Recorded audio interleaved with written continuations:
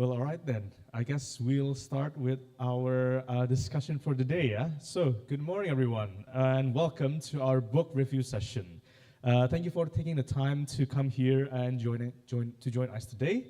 My name is Kenneth. I will be your host or your moderator for today's event.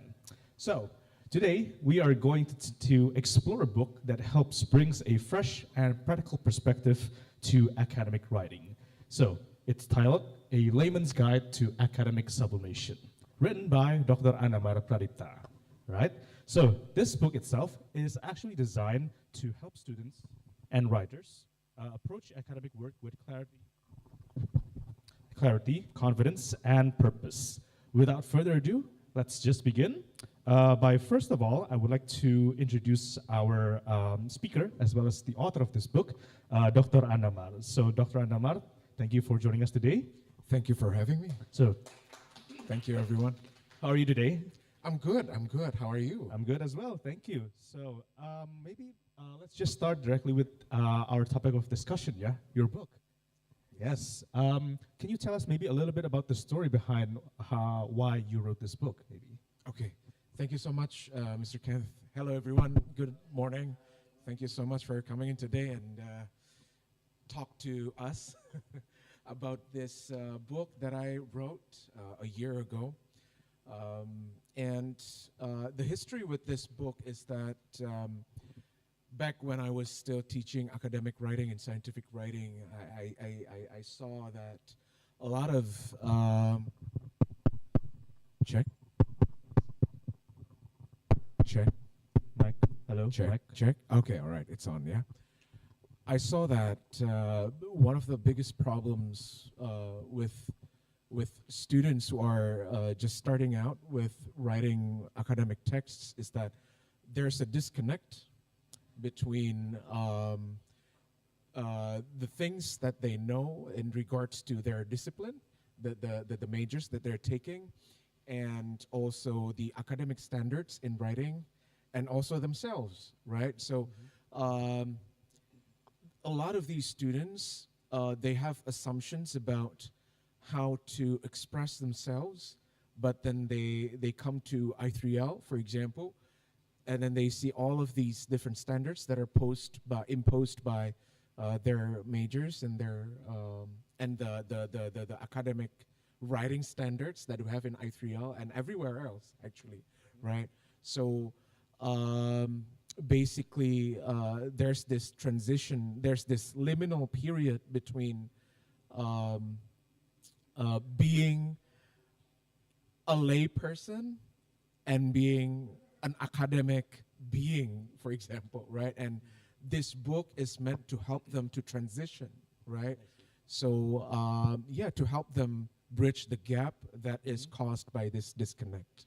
Basically, yeah. I see. So yeah, so essentially this book is kind of like I guess like a guide for like someone who's trying to like enter, I guess like their newly like started academic like life. Yeah. Sorry.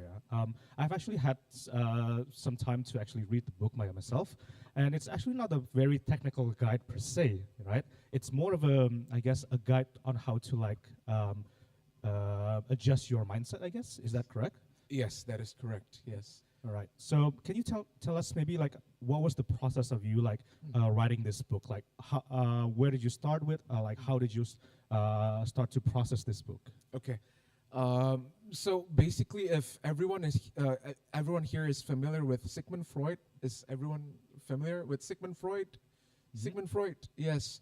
The father of psychoanalysis. I mean, like, a lot of people don't agree with Sigmund Freud, of course, because psychoanalysis in a lot of different places are considered pseudoscience, right? But there's a lot of different terms that we can use for allegories, right? For the things that actually happen in real life, right? One of them is his basic assumption that the human brain is divided into three different parts, right? So the first part is the id, which is the part where your innermost instincts are placed in, right?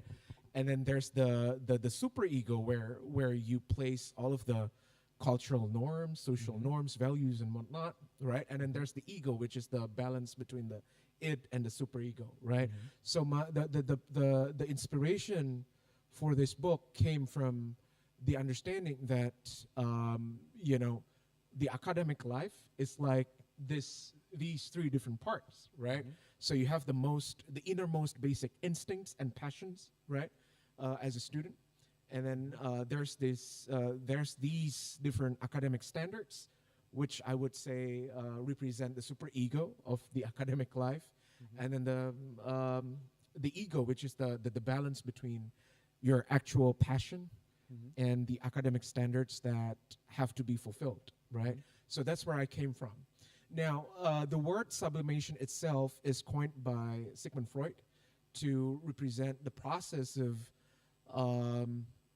actually translating your passion, I wouldn't say passion, because Sigmund Freud would say that these are like primitive instincts, right, that are not acceptable in real life, for example, right? Like, for example, the things like killing people, hurting people, right? And these things are placed somewhere within you, right? As a human being, you have these primitive instincts, right? To hurt people, to hurt yourself, for example, right? But then the process of sublimation is to sort of redirect these different instincts of being violent, of being, like immoral, for example, onto like different efforts, endeavors, right? If you look at artists, painters, right? Those paintings came from these like different instincts, right?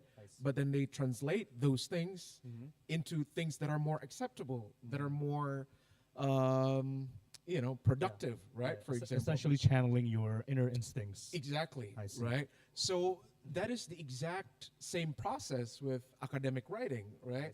So you're trying to figure out ways to translate these different instincts or passions, right, into things that are more acceptable in the academic sense, right? So that is what I call academic sublimation. I see. Yeah. All right. So would you say that this book itself is not just for people that would like to start academic writing, but it's also, I guess, a book that it's essentially a book for anyone who's like feeling lost in like their academic life as well? Oh, definitely. Definitely, Yes, definitely. Because these days, of course, it's more about quantity rather than quality. Sure. Right? Sometimes. Yeah, Right. sometimes. And it makes you feel alienated, disconnected from the work that you're actually producing. Right? So, like, for example, these days, if you want to get into Scopus Q1, Q2, you have to write about certain topics, right, that are not necessarily your Forte, I guess. forte, right? Yeah. So that creates this, like this classical Marxist alienation, right, between yourself, the producer, and the things that you produce, right? Same thing, right? So if you do not sublimate, if you do not listen to your instincts, right, yeah, of course, it will create a disconnect between you and the things that you produce. I see. Okay, then. Well, maybe for people who's going to like trying to like read your book as a first timer, what do you think would be like the key insights or like the key takeaways that you would, I guess, suggest to them from this book? Oh, key takeaways from the book. I guess everyone's not alone in this. In this hellhole, right? Because people, I mean, like, of course, in the academic life, people would try to be as stoic as possible, right? Because it's part of their personal brand, right? As as a professional in the academic world, you have to be as stoic and professional, and you have to look as intelligent as possible, right? Yeah. But then it's not actually the case, right? Everyone is trying to hide their frustrations. Everyone is trying to hide the fact that they're struggling with these different academic standards and these different demands. Like, as a researcher, you have to produce one scopus per year, right? Yeah. So these things are very frustrating, and you're not alone, right? Especially with students, right? If you're struggling, if this is your first time writing your paper, writing your essay, your academic essay, of course, it's very frustrating, right? And all of us here in i3L, even like for teachers, we've been in their place, right? Yeah. We've been in their shoes, and it's the same thing when we were younger, right? Yeah. Yes, of course. Okay, okay. Okay. So, were there any like memorable points or like memorable quotes from your book that people should know? Like, this is like the key word that you will get from this book, I guess. Oh my gosh. Maybe from like Sigmund Freud, maybe, or maybe your own words. My own words is that, yeah, I think I wrote there somewhere, when we academically sublimate, we have to sublimate with style, right? Okay. So basically, we have to produce something that we actually like, right? Instead of like trying to please other people. So what I mean by sublimate with style is like try to focus on Yeah. your creative side, right? Because at the end of the day, we should not champion the system, but we should champion the artist, right? The artist, yeah. Yeah. Okay, I see. Yeah. Okay, okay, okay then. Well, I do have because I have like read the book previously, just for a little bit. I do have like one like I guess quote that you wrote in there. It's I don't know the exact like sentence, but you were talking about something being like in a hellfire, but like bringing the AC along with you in the hellfire. Yes. I guess is that also like something that you would also I guess try to like focus on for like students out there who feel like they don't belong in their like study program as well? Yes, yes, yes. Basically, when you feel you don't belong in your study program and you can't really understand things, it won't get better. That's the thing. That's the right? reality. That's the reality. It won't get better, right? Even after years of like doing academic research and whatnot, it doesn't get better. The way you have to cope is that you have to try to, you know, like be cool, right? Amidst all these like Find like the silver lining, I guess. exactly, Exactly. Okay. Yeah. Okay. All right then. Well, thank you so much for like the thank you. insightful review. Thank you. This just piques more of my interest with the book as well. I haven't finished it, but I'll try to finish it later on. Dr. Annamar. Okay then. Let's move on to maybe like a short Q&A session. Maybe from like one of the audiences, if you would like to have like a question or you want to receive maybe some suggestions about academic writing from the pro here, you are more than welcome as well. Okay, would anyone like to pose a question maybe? Will there be any free books for questions? Or? Oh, maybe so, yes. Yes, please. Yes, Peter, please. Yes, yes, there's a microphone. There's a microphone Peter. for you. Yes. Peter, yes.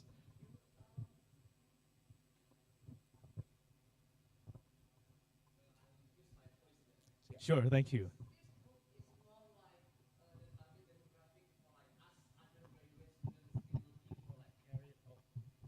Career path, or like is it more into like the graduate students, master students, like looking into their career, like, or like is it for both? All right. Okay, so the target audience of this book, yeah. So, okay, what do you think? It's for everyone, really. I think, but especially it would be relevant for you, for undergrad students, right? Because it's about finding your way amidst this sea of confusion, right? Because in this book, I don't talk in an academic way, so to speak. I'm trying to reach out to you guys in a layman's language, right?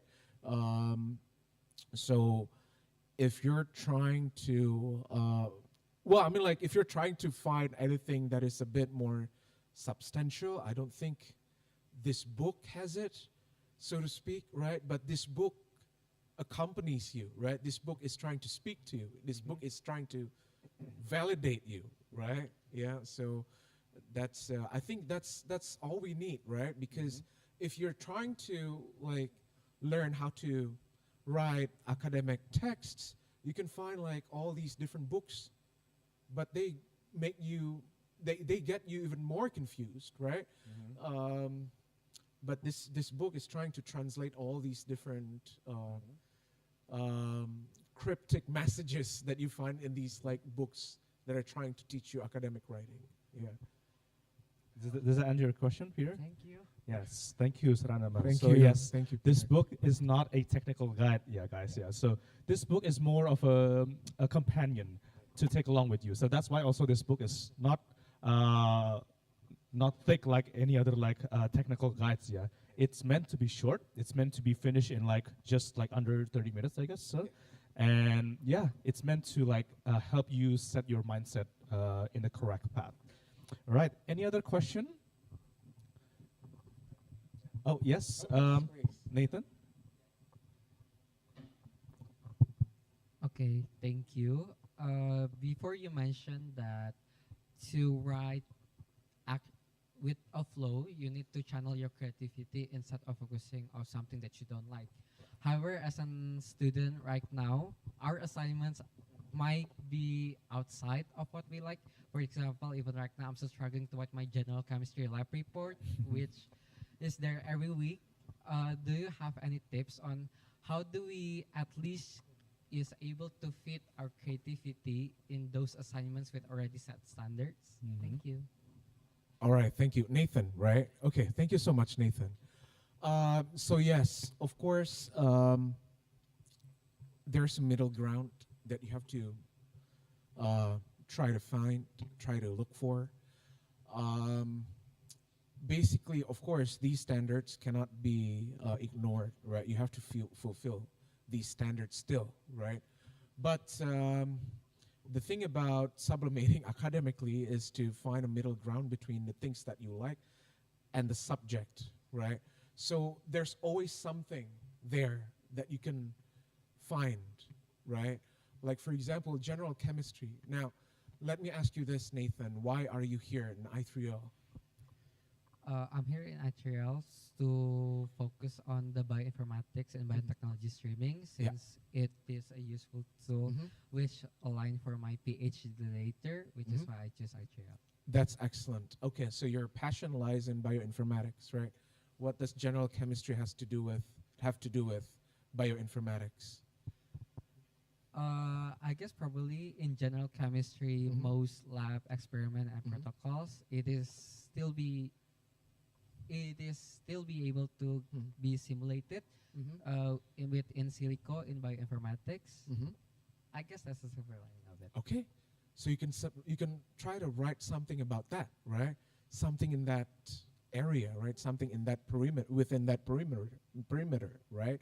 So find something that is a middle ground between the things that you have to do and the things that you actually like, right? Yeah. So without having that connection, you won't be able to produce something that is, enjoyable to read, for example, or enjoyable or like useful in that matter, right? You will just be ticking boxes, right? Yeah. Does it help? Does my answer help? Yes, it does help. Thank you very much. Thank you so much, Nathan. Excellent. Thank All you. right, thank you, Nathan. Okay, any other question maybe from Sir Faris maybe? Yeah, has a question maybe. Could you please pass the mic? Thank you. Hello, good morning, Morning. and congratulations on the book. Thank you and happy birthday, Sir Faris. thank Happy you. birthday to Sir Faris. Yes. Thank you. I really like this quote here. Your ID, I don't know how to read this, ID or It. id. It, Or your yeah. of course, might not correlate closely with your discipline or its academic tradition. So the word that I really want to highlight here is the academic tradition. So I think many universities, including ours, have traditions that actually limit creativity and innovative thinking. Some of the university's traditions are actually, like in my school, we have very, how do you call that? Traditional or very conservative ways of seeing a research paper. You know, for example, it has to come from Scopus. The topic has to, follow certain guidelines. And I think I really like the book. It exposes how your creativity and tradition might not work together, because rarely people who follow traditions make history. Yeah. So I think I want to point out that this book applies not only to academic writing, but also to business. A lot of disruptions like Airbnb, they disrupts the hospitality service industry. Digital banking, fintech disrupts the banking industry, and I think this is where we find a good example of how do we put a good balance between the right, and your emotion, for example. So my question is, how do you see academic tradition important as an academic guidelines? Is it important, or should we just take it away at all? Okay, thank you very much, Dr. Fares. Okay, so in regards to tradition, of course, there are many areas in the academic world where we cannot ignore tradition, of course, right?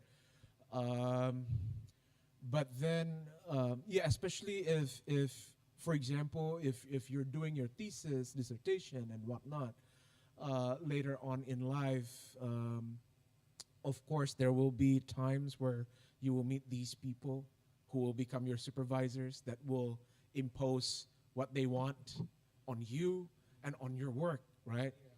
Well, if that's the case, there's nothing you can do. You just have to swallow it, right? All these different tradition standards and like these like different topics that are considered ideal, right? You just have to try to power through everything, right? But then if we look at the world of arts, for example, there are a lot of artists who would do like there's this sentence that they would always use: one for them and one for me, right? One for them and one for me. If you meet a supervisor, okay, you have to do this topic and then you have to do it this way, right? Okay, I do one for them, right? But then after that, okay, I'm gonna write another thing that is for me, right? Okay, so there are, of course, a lot of different occasions that you cannot actually like find a middle ground, right? Because you have to still, of course, in life, there are times you have to tick boxes, you have to fulfill requirements, but then you do one for you, right? Because all these work that, like all these box ticker work, of course, wouldn't feel as meaningful to you, right? So you have to find something else outside of these box ticker work that would be meaningful for you, I guess, right? I think in a way, this book is exactly that for me, right? I publish papers, I do one for them, I do one for me, right? So that's how I supplement, right? Because of course, I come from a background that doesn't align with the work that I do, right, on a daily basis, right? I teach business communication, I teach business ethics. I came from an anthropology, sociology, and philosophy background, right? So, that's how I survive, at least, right? One for them, one for me. Well, but in this case, like at this point in my career, many for them, one for me, right?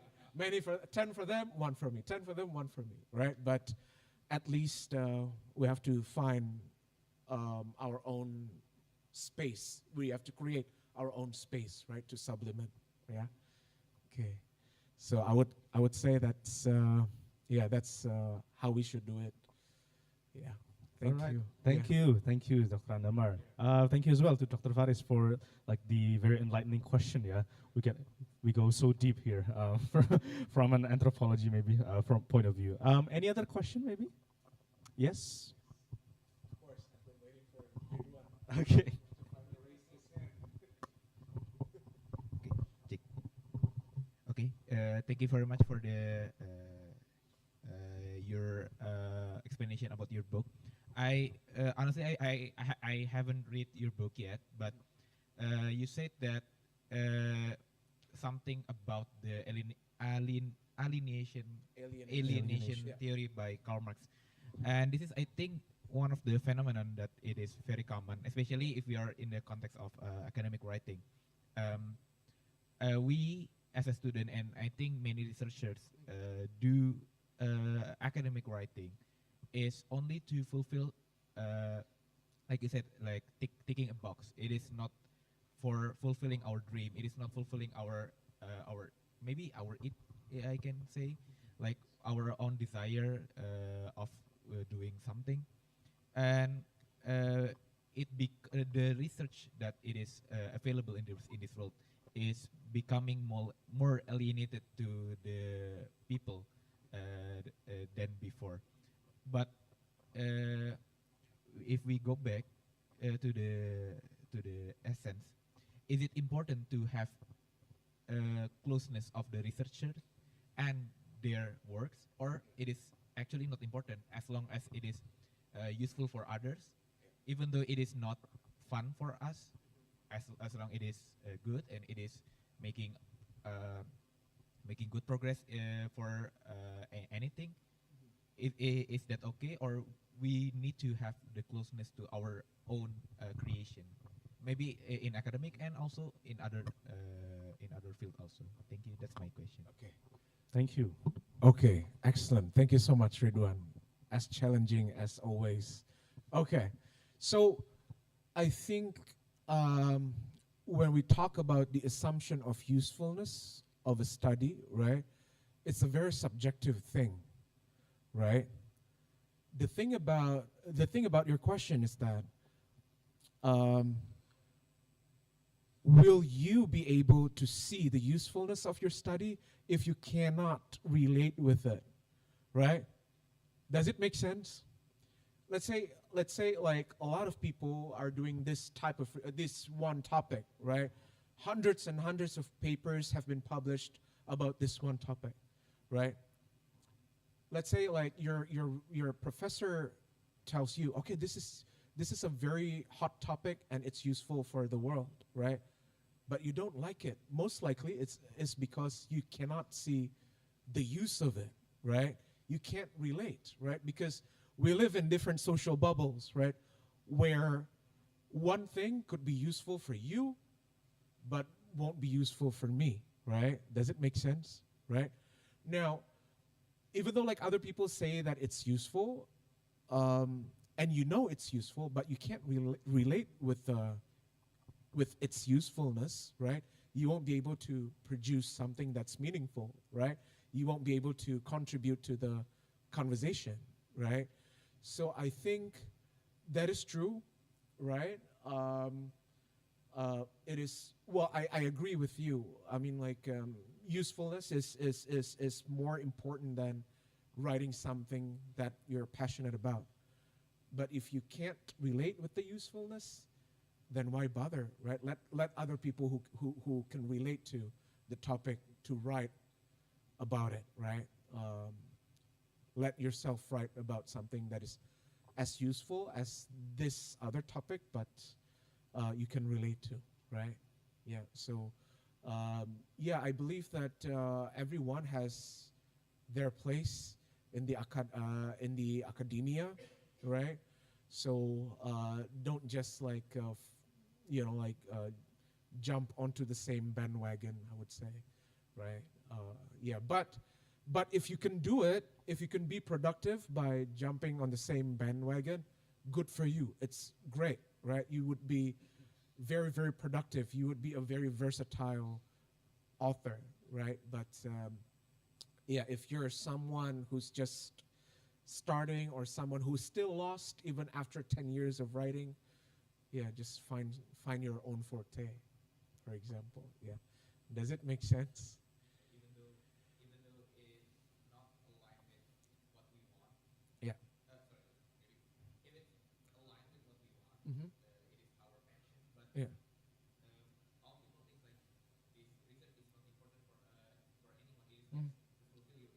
Yeah.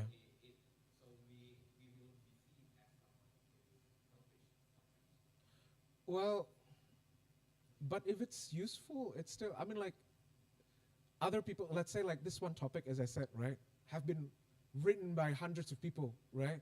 And then you're writing that you think is useful, right? If people say that you're selfish, it's fine. They just can't see your point, right? For example, but you think, as long as you think your topic is useful, just, yeah, just go with it, yeah? Just proceed, yeah. So, yeah. All right, thank you so much for the very thoughtful questions from the audiences. We have certainly discussed many parts of the book as well as other parts of human life as well, I think, yeah. Sir, yes. can I interrupt? Can I Sure. ask one question? Yes, Yes, maybe one more sure. question from, yes. Thank you, Sir Kenneth. Congratulations for Dr. Anamar for publishing books. And also thank you for choosing i3 Press for publishing your book. So, my curiosity is from your first book is why you choose black color for your book. Is there any means or space on your special book here? Okay. Thank you. Okay, thank you so much, Mr. Slamet. I guess, well, I mean, like, the color black, well, I mean, like, the book was not just written by me, it's entirely designed by me. Even the illustrations in the book were by me. I guess why black? Because it's easier to make it look professional. Yeah, even without good design skills, right? Yeah, I mean, like, the color black, it gives out the illusion of you know, like A serious elegance, notebook. seriousness, right? Yeah. So I guess I chose black because I wanted to cheat my way into designing my own book. Yeah. So yes. Thank you. Yes. Yeah, okay, one Bu more Alia. question from Bu Thank Alia. you. I Or just request. wonder what makes you decide to make this short of books instead of like thousand of words like most of book that people publish. Why you making this kind of book? Thank you. Thank you, Bu Alia. Fun fact, I've gone to the university 3 times, and I've taught academic and scientific writing for 7 semesters. Oh my God, not 7 semesters, 7 years. I've never finished a book my whole life. I've never finished a book. I cannot read a book. After one sentence, my eyes will still be there, but my thoughts will be someplace else, right? So basically, I've gotten all of these knowledge from listening to people, right? Maybe I'm not just a visual type of learner, right? I cannot read. And even when I'm trying to focus, right? Even if the book is interesting to me, I cannot read still, right? So the reason why I wrote this book in this way is because I want people who are like me to be able to read it. Yes, until the very end. Yes, and even that book, I've never reread my book in its entirety. Again, even if it's my own words, I cannot read. Yeah. Yeah. Okay, thank you, Bu Alia. So it's essentially a personification of your studying method. Yes. Exactly, yeah. Yes. So you don't want a book that's too like thick, like 1,000 pages. You just want Exactly. something light to read, essentially. Yes. All right then. Well, I think that concludes our Q&A session for today. Thank you, Dr. Anamar, for being here. Thank you so much, Mr. Kenneth. yes. Thank you, everyone. Thank you. Maybe as a closing remark, would you like to say a few words for regarding your book? Maybe you can sell your book right here, right now. Oh, okay. All right. First of all, I would like to thank the LRC team, the i3L press team, and everyone, Marcom, IBM, ISB, and all of these students who are here today. The IO team, oh my God, they're here. Thank you so much for showing your interest in my book. So what I would say about this book is that I would really hope that everyone who reads it won't feel alone, because the thing about being in the university, okay, here's the thing. Being in the university, you are surrounded by students who are very stoic, very serious, right? Of course, we're all very serious. We're required to be serious, right? But then that creates a space where people won't listen to you, won't listen to your worries, your concerns, right? I hope that by writing this, even I, a teacher, feel lost all the time, right? So you're not alone. You're not. This whole thing is just a facade, right? We're not perfect. We're not that good in writing. We're not that good in our discipline, right? We're just trying to look good, right? So I hope that you understand that you're not alone, yeah? So it's not as difficult as it looks like. Of course, there are standards that you have to fulfill. It's still going to make you struggle, but you will power through it no matter what, yeah? Because everyone has done that. Everyone has struggled. Everyone has cried in their sleep, right? Everyone has lost sleep writing their thesis, right? Writing their essays and whatnot, yeah? So you'll be fine, yeah? So, yeah, I don't know how to sell this book. I don't know how to sell books in an interesting way, but if you're interested in reading it, we have hard copies available today, and will be signed by me, or or if you don't want the hard copies, you can find the book on Amazon. Yes, yeah. So you can find it on Amazon. Okay. All right, and it's very cheap, right, Sir Slamet? It's like much is it? $0.99. Yes, yes. Practically, we're just giving this book for free. It's less than $1, so buy the book, yeah, if you're interested. Yeah, okay. All right. Thank you. All right, then. Thank you, Dr. Anamar, for selling your book. So that concludes our today's session of book review. Thank you so much, everyone, for attending. Thank you as well for the committee who has prepared all of these events and makes this event possible. Yes, applause for everyone. So we hope this discussion for today has given you new insights as well as new motivations for your academic journey. So thank you, everyone, once again for joining us, and have a wonderful day ahead. Okay, thank you.